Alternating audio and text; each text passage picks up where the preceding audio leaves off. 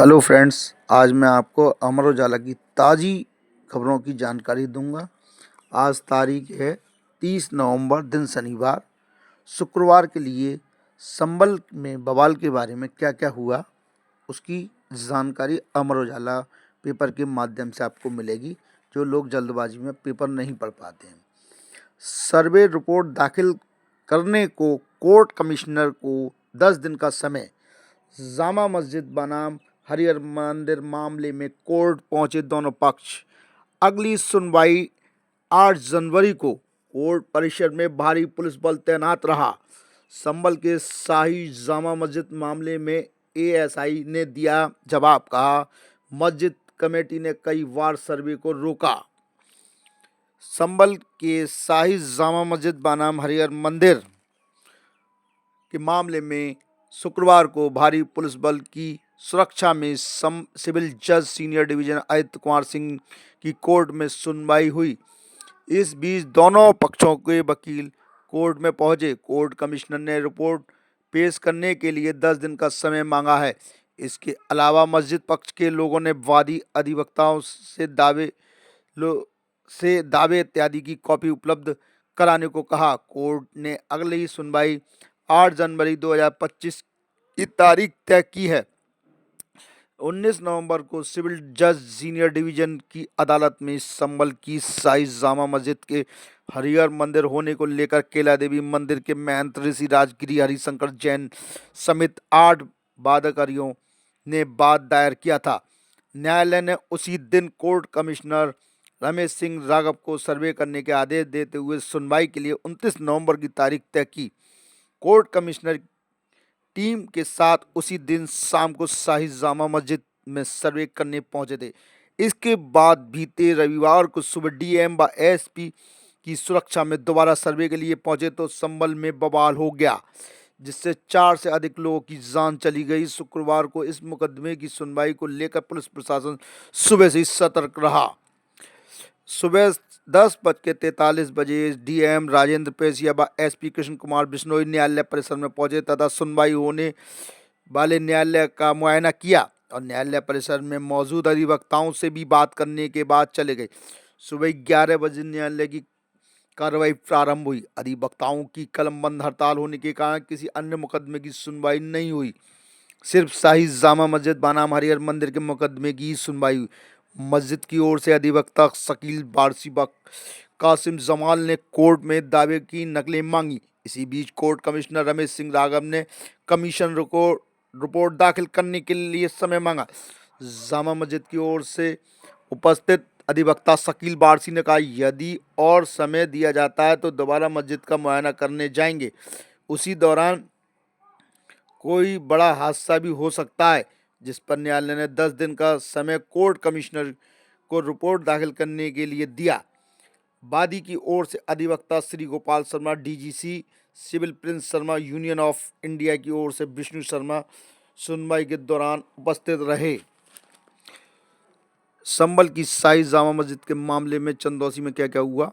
संभल की शाही जामा मस्जिद मामले में एएसआई ने अपने जवाब दे दिए, जिससे कोई बार मस्जिद कमेटी की ओर से एसआई की टीम ने सर्वे से रोकने का जिक्र है।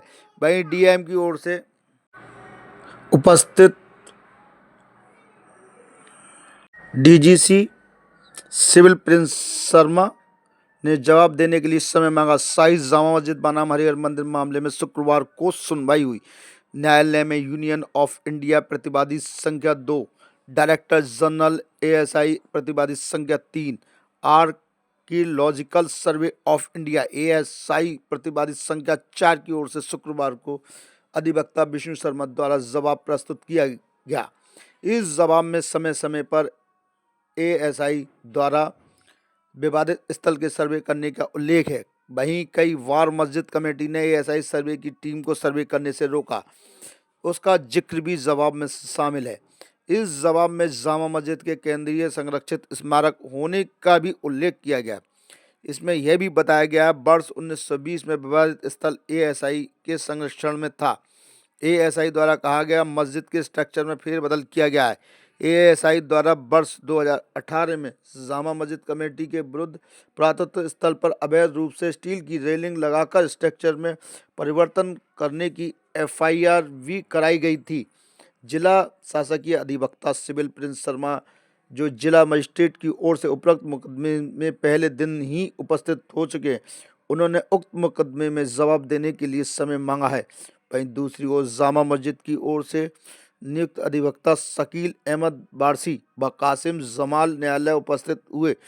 उन्होंने दावे की नकल मांगी। न्यायालय ने सुनवाई की तिथि 8 जनवरी 2025 तय कर दी। छावनी बना रहा न्यायालय के आसपास का क्षेत्र। चंदौसी तहसील में संभल की शाही जामा मस्जिद हरिहर मंदिर होने के दावा करने के मामले में सिविल जज सीनियर डिवीजन चंदौसी की कोर्ट में शुक्रवार को पहली सुनवाई को लेकर न्यायालय समेत आसपास के क्षेत्रों में भारी पुलिस बल तैनात रहा। जिला न्यायालय से लेकर आसपास के मकानों की छतों पर पुलिस व पीएसी तैनात रही। सुबह 8 बजे से जिला न्यायालय परिसर से लेकर मुख्य द्वार तक भारी पुलिस तैनात हो गया। इतना ही नहीं, न्यायालय के चारों ओर सभी रास्तों पर बैरिकेटिंग कर दी गई। वहीं भगत सिंह स्मारक, शक्ति नगर की बैजोई रोड प्रवेश द्वार पर, मयूर विहार, सरस्वती विहार समेत फब्बारा चौक पर भी बैरिकेटिंग लगाकर पुलिस तैनात कर दी गई। जिला न्यायालय की ओर से किसी वाहन को नहीं जाने दिया, सिर्फ पैदल वालों को ही जाने दिया। पुलिस ने पंजीकृत अधिवक्ताओं को मैं वाहन के न्यायालय की ओर जाने दिया। वहीं पंजीकृत अधिवक्ताओं को ही न्यायालय परिसर में प्रवेश दिया गया। पुलिसकर्मी सभी अधिवक्ताओं की आईडी देखकर ही न्यायालय परिसर में प्रवेश दे रहे थे।